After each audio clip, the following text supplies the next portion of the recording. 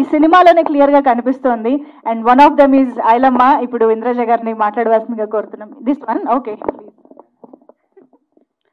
అందరికీ నమస్కారం. ముఖ్యంగా మన మీడియా మిత్రులకు అండ్ ప్రేక్షకులకు వాళ్ళ వల్లే ఈ సక్సెస్ సాధ్యమైంది. అండ్ జనరల్గా 4 పిల్లర్స్ అంటారండి. ఏదో ఒక ఇదైనా బలంగా నిలబడడానికి అస్థివారం 4 పిల్లర్స్ అంటారు. మాకు 8 పిల్లర్స్. మా ప్రొడ్యూసర్ గూడూరు నారాయణ రెడ్డి గారు, డైరెక్టర్ యాటా సత్యనారాయణ గారు, అండ్ మా డిఓపి రమేష్ గారు, అండ్ మ్యూజిక్ బీమ్స్ గారు, తర్వాత ఆర్ట్ డైరెక్టర్ తిరుమల తిరుపతి గారు, అండ్ కాస్ట్యూమ్ పూజా గారు, ఎఫెక్ట్స్ ఇచ్చిన ఆ బృందం, ఆ తర్వాత 8th పిల్లర్ మా ఆర్టిస్ట్ బృందం. సో మేమందరం కలిసి సమిష్ట కృషితో ఈ మూవీని మీ ముందుకు తీసుకొచ్చాము.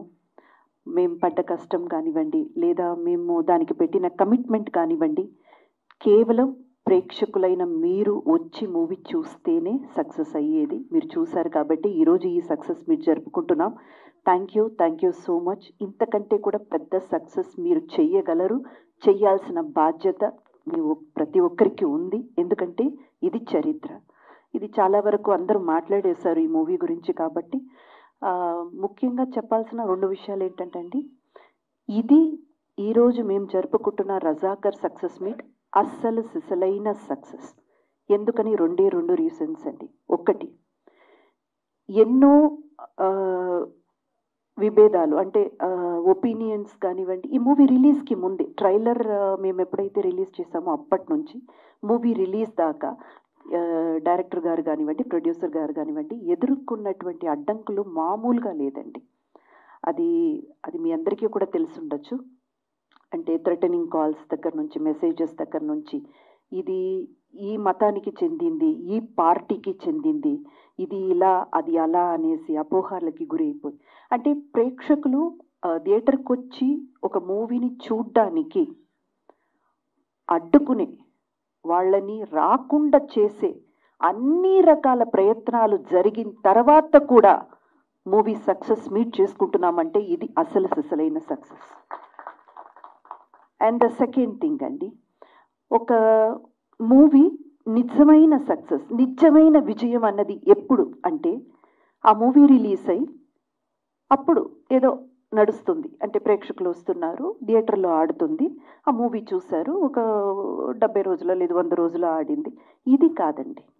ఇది కూడా సక్సెసే. కానీ అసలు సిసలైన సక్సెస్ ఏంటంటే ఒక 5 ఏళ్ల తర్వాత, 10 ఏళ్ల తర్వాత, లేదా 25 ఏళ్ల తర్వాత కూడా ఏదో ఒక విషయం మీకు తెలియాలి, లేదా ఏదో ఒక విషయం మీద మీకు ఒక అవగాహన లేదు, ఏదో ఒక విషయం తెలుసుకోవాలని మూవీ ద్వారా మళ్ళీ మీరు ఆ విషయాన్ని తెలుసుకుంటున్నారు, లేదా ఆ మూవీని మళ్ళీ చూస్తున్నారంటే అది నిజమైన విజయం.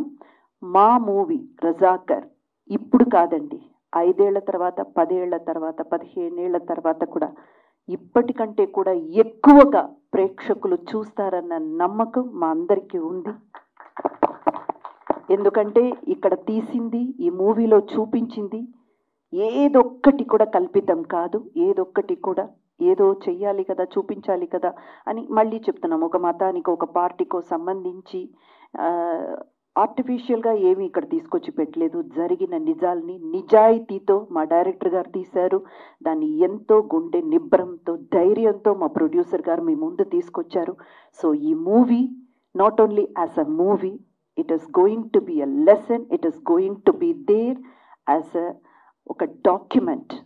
నిజంగా చెప్పాలంటే అది డాక్యుమెంట్గా కాకుండా మీ అందరికీ ఇష్టపడి మీరు కూర్చుని చూసే విధంగా ఒక సినిమాగా మీ ముందు తీసుకొచ్చారు.